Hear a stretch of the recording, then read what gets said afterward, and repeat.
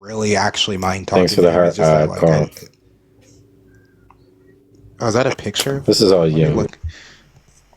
Sure. So actually, Monkey Boy and we have a pretty good rapport going. He's pretty charitable with me. We do. It's surprising, actually. Like, I hate atheists, and I don't really mind it. So the thing about it is that I'm in agreement with you that superstition and idiocy needs to be combated. And the primary problem with theism is that what is surviving today is a remnant of what theism used to be. It's it's going to be exceedingly difficult for you to get an accurate understanding as to what theism is and how human beings understood it. So I'm going to try to do my best to, rather than simply get into a debate, if you want, because if you debate me, you're going to lose. You're not going to win. So we should have a conversation. By the way, This is the truth. kind of like, I thought of a good, this guy is kind of like a fusion of the guy who does the Eliot argument and illust philosophy. Well, I don't like the Eliot argument. I know it's wrong. I know it's wrong. The Eliot argument is a bad argument. He definitely reminds me of illust philosophy. Oh, yeah, definitely. So the thing about it, so allow me to explain what I mean, why I believe in God. I will explain it from the inside out. And just give me some time. I think that consciousness alone and language are the only two things that exist. I don't think we have any evidence for the existence of consciousness and language. That's it. I think language is the structure of consciousness and consciousness is the substance of language. I think consciousness and language are identical. Now, if we're going to actually have a complete and comprehensive theory of everything that is perfect, it must have nothing left over. Nothing. That means there must be no remainder to the experience. And that must mean there must be no remainder to the description of the experience. So any sufficiently advanced, any sufficiently comprehensive explanation must have a one-to-one perfect correspondence with the object to describe if it's 100% true. But that would make the object to describe the theory itself because there'd be no ability to make the distinction between it. So the ultimate reality must be a theory of itself. Now, if the ultimate reality is a theory of itself, the ultimate reality is a self-conscious theory of itself. And that's exactly what it would have to be. And the word for that is logos. The word for that, in the beginning, there was the word was with God, and the word was God. Now, that fundamental theory of itself could be modeled in terms of this. Any sufficiently comprehensive and omni-consistent rationality must be consistent from all conceivable paradigms imaginable. But we could state that there is only one possible ability for us to have all conceivable paradigms imaginable, and that'd be a mathematical ontology. Now, in any mathematical ontology, which is formally comprehensive, mathematical ontologies are fundamentally linguistic. Now, when we actually look at the fundamental linguistics of our mathematical ontology, we find that built into the mathematics are three fundamental perspectives: first person, second person, and third person perspectives. These are universal to all linguistic operations with respect to the mathematical operations. You cannot do math without appeal to these first person, second person, third person perspectives. There's subjectivity, there's adjectivity, and there's objectivity. This is what the original Christians meant when they were trying to describe what the Trinity was.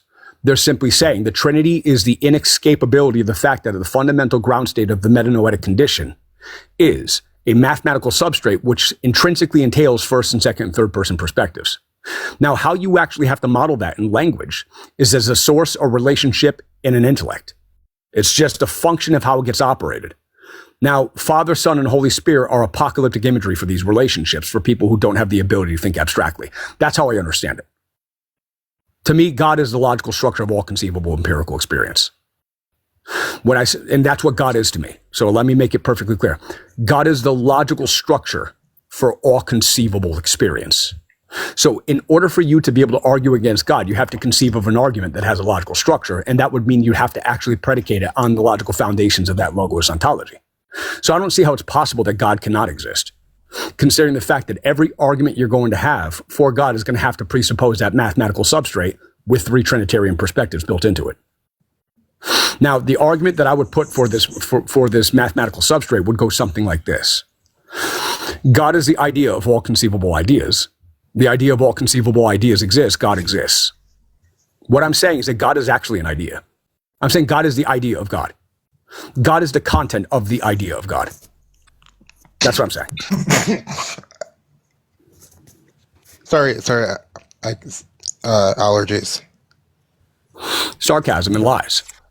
No, I'm serious. I have, I'm out, fuck. Yeah. I'm sure you're serious. And I'm black. I actually used to think you were black. Anyway, Deathless, I've been listening to what you were saying, and I'm going to be honest. Let me guess, word salad? I think what you said, you've convinced me. You've presented a very powerful argument, and now you've convinced me. I think that's lies. I don't think that's true. I don't think anything about you actually has the character to be convinced by logic and evidence. No, I mean, I'm a theist now. You've done it. Okay. I win. This is years in the making. For you've done it. Yeah, I'm sure. Okay. So, would you like me to show you the paper where the actual CIA discovered the existence of God? No, I already. Sure, but I already. Yeah, I'm interested. Yeah, you sure? So, Also, get to 10K likes. We're almost there. Sure. So let me just open this up, because God has been known to exist and it's been Think trade declassified. for the heart. God's existence has been known. Can I actually ask you a question before you do that? You go ahead. So would you say that, like, so I've been thinking about constitutive nature recently.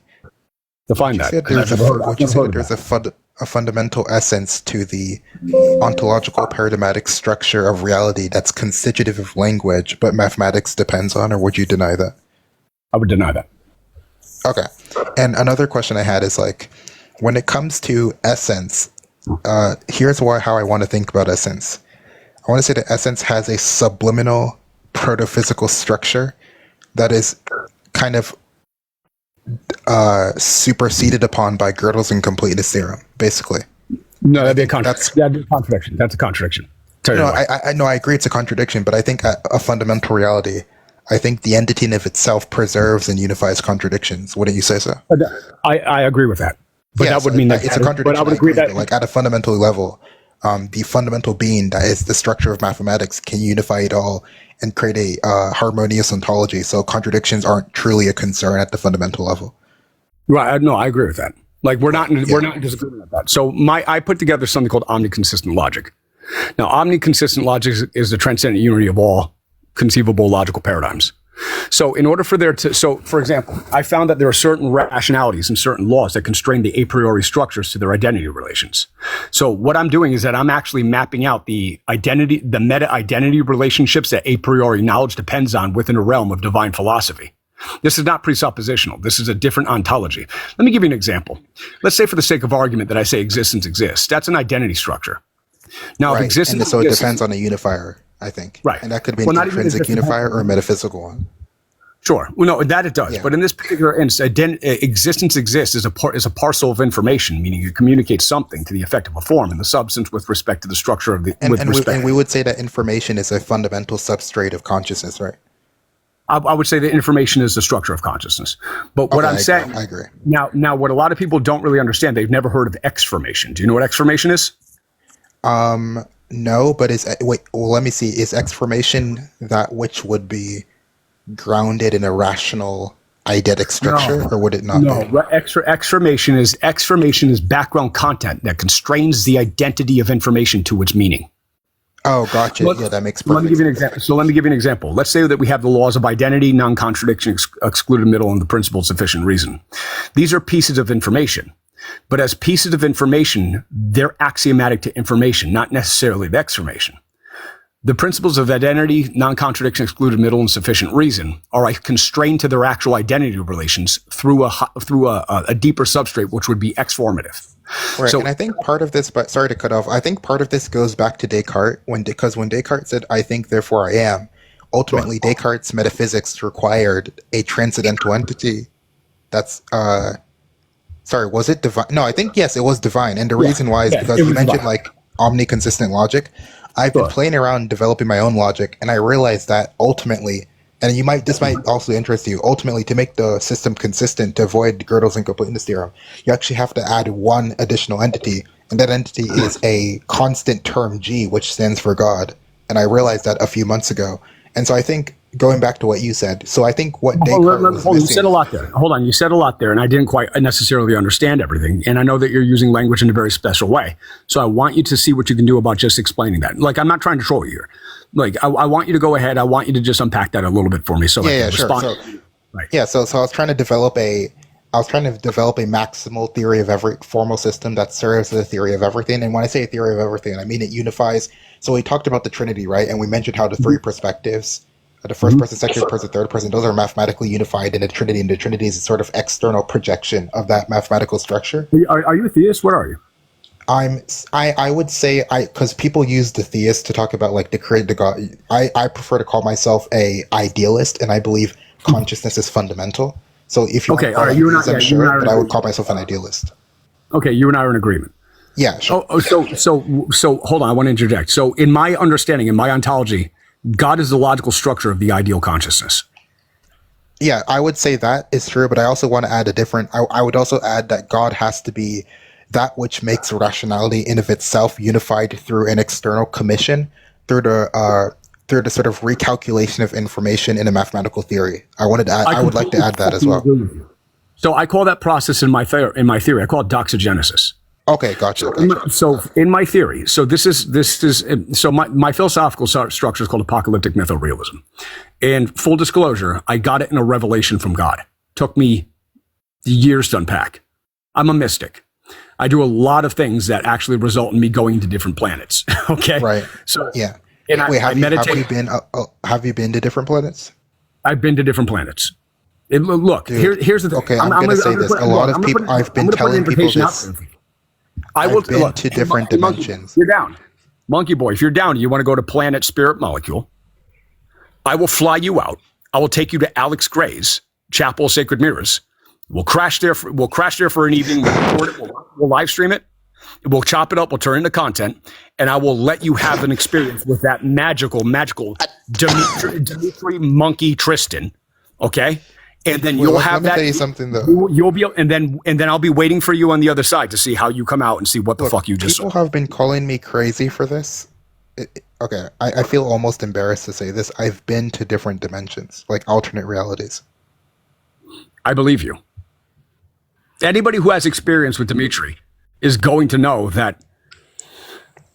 Let's take a hard sharp turn at this point, because this is probably a lot. By the way, have you traveled at the speed of light? Under compound influence. Okay, yeah, same. Under psychotropic compound influence. So but the thing about it is I got a revelation from God, and I'm going to tell you how it happened. I'll make it simple. And psychosis is involved in the explanation. Compounds are involved in the explanation. Lots of trauma are involved in the explanation, but also a series of synchronistic events and personal experiences that build up to a culmination point. So between the ages of 12 and 20, about 11 of my friends and family members died. And I spent about 20 years searching for God. Like, I wasn't just searching for it from like arbitrarily. I was like a Heath Ledger Joker nihilist. I was not the kind of guy that you wanted to kind of like meet it all. So what happened is that I ended up in this relationship with this girl who changed my opinion of myself and gave me self-esteem, and it helped me. And it sort of rehabilitated what was going on, which was I was deeply mentally ill when I was very young, and I had to fight back from that because my mother was a psycho. But girls, wait a second. Are you lying? No, I'm dead serious. Wait, but no. Girls don't. Wait, I thought you were. According to my idealism, girls aren't actually real, because maleness. Okay, so you know how mathematics starts with an M? That's not actually a coincidence, because, like I said, because everything is grounded in language, we have to consider what are the anthropological, metaphysical roots of the M-ness. And I think the M is a fundamental unifier of what it is to be a man. And so it turns out all that exists fundamentally in terms of women are manifestations. I know that you're trying to be subtle. I know that you're trying to be, look. I'm pretty aware that you've been trying to be subtle and to to have conversations with me that were integrated with some legitimate philosophy and some statements that were just bunk to make me look like I'm dumb. But I'm not doing that to you. So let's not do this. No, I'm not. Wait, hold on. Why do you think that? Because why do I think that? Because I trust my intuitions. That's why. No, but okay, so are your intuitions a priori transcendental or not? No, my intuitions are not a priori. They're not transcendental, and they're fallible. But then if your intuitions aren't transcendental, how can you trust them? They need to be transcendental. I'm going to trust them anyway because of my experience. That's irrational. But then you're rejecting the core principles of mathematical ontology. I guess I am. I guess I'm going to do accept mathematical ontology. I'm going to be wrong on purpose for the moment. But do you accept Hold on, mathematical ontology? I'm an apocalyptic mytho-realist. Yeah, but according to mytho-realism, you must adhere to the rational transcendence of intuition. And if you deny that, then you're rejecting your own paradigm. And this is not fundamental. Since this is not at the fundamental level, contradictions are irrelevant here because it's not at the fundamental level. That's not true at all. No, yes, it is. We've already agreed that at the fundamental level, sure, we can have contradictions, but at the emergent level, we can't. Otherwise, the whole system will collapse into girdles and completeness. Excuse me. You don't know my theory, and you don't know my system. But, okay, can your theory solve girdles and completeness? Yes. Your theory solve girdles and completeness theorem? Yes, it already has. I'm explaining that. Well, I'm explaining that. So allow me to explain it. Sure, allow me to explain that. Explain it. Sure. My theory, called apocalyptic mytho-realism, reduces absolutely everything to a single mathematical point as the only thing that actually exists. Wait, okay, but there's a problem with that. Points aren't at the quantum mechanics, which, by the way, I take quantum mechanics to be a revelation of the mythological and the spiritual structure of the divine mind. Quantum mechanics has revealed that points don't exist. There's only discrete quantum. Prime. We have to push pause because you're assigning my position to me, and that doesn't work. And if you're going to keep assigning my position to me, I'm not going to talk to you. No, but I'm saying quantum mechanics has shown that points don't exist. Well, why don't you address my criticism? Hey, excuse me. Prime, why don't you address my criticism that you're just telling me what I believe in, even though it's not true? No, I'm not. You told me that you reduce everything to a single point, correct? Excuse me. Allow me to define my terms. You don't define my terms, I do. That's the end of that. But correct. You reduce everything to a single point, right? So excuse me. Allow me to explain the idea. Because once you understand the idea, it can't be wrong. Now, if we take Hilbert space, or any phase space, or any abstract space, and we have any mathematical point which is present in any abstract space, in order for a mathematical point to be a mathematical point, it must include all the properties that are essentially definitive of the mathematical point. But because every mathematical point is essentially definitive of the property, and the property itself is essentially illustrative of the substance, what that effectively means is that per Leibniz's identity of indiscernibles, every mathematical point must be logically identical to every other mathematical point. Now, because every mathematical point is essentially indistinguishable from every other mathematical point, that means every mathematical point is the same exact mathematical point, time traveling back and forth between locations, building the plane and building the Hilbert space. I'm saying God is the omnidimensional mathematical point, which is omnipresent throughout all Hilbert space, providing its fundamental mathematical. Do you reduce everything to a single point on your view? Yeah. Yes. Yeah, so I'm saying the problem with that view is that quantum mechanics has shown that points don't actually exist because at a fundamental level, again, the transcendental essence of reality is constitutive of discrete packages, and they're called acclimaticus. I understand. I falsify quantum. And an acclimaticus is a discrete package that's not a point. Right. I falsify quantum mechanics in my model. But your model, you can't falsify quantum mechanics because quantum mechanics is the divine mind's inner intrinsic revelation of itself through the language of mathematics. And so your model already presupposes quantum mechanics. Excuse me. So what you're doing is that's a contradiction in terms. I'll tell you how. I agree it's a contradiction, but at a fundamental level, contradictions are fine. We've agreed on this. At a fundamental level, no. At an ultimate level, that's a fallacy of verification. This is an ultimate paradigm level, so it's fine. I agree it's a contradiction, but it's fine at a paradigm level. That's the alpha omega conflation. You don't know what that is. No, sorry, no. That's the yin. No. I think you made a mistake. Deathless. It's not the alpha and omega. It's the yin yang one. Remember? Hold on. Now, do you know? Now, with respect to the alpha omega, it's the yin and yang, not the alpha and omega. Okay, so excuse me. You made a mistake. So here's what it is. I've been lying for the last 5 minutes, and you've been going and I fucking got you. I've been lying for the last 5 minutes, and you've been banking off my lies, and I've just been making information up, and you've been actually buying into it. Really? Wait, what type of person would have a conversation with another man and make stuff up? What type of person would do that? So here's the thing. What kind of person would have a conversation and basically bullshit in it? How dare you? I've been making shit up. What type of person would do that? Just to prove, look, you've been literally building off my bullshit for 5 minutes. Who would have a conversation and pretend to say things that are meaningful when they're just gibberish? No, guess what? I just caught you lying right on podcast. Got you. No, but hold up. When you say lying, is lying a transcendental structure? How do you feel lose? Wait, when you say you caught me lying, is that solving the liar's paradox? How do you feel lose? Wait, when you say I lost, are you trying to attempt to solve the liar's paradox? You lost. You didn't expect that, did you? Because when you say I'm lying, I take that to presuppose a liar's paradox, which has been vanquished by an eidetic reduction of a mental structure to a phenomenal expanse. Fine. I think this conversation exhausted, so we can kind of end it here. Okay, yeah. No, by the way, Deathless, good conversation. I think a lot of your ideas are bad. I think we had a great interaction here, though. Yeah, I'm glad that I caught you in lies. Good night. Yo, but does that presuppose a liar's paradox, though? Ah, gotcha there.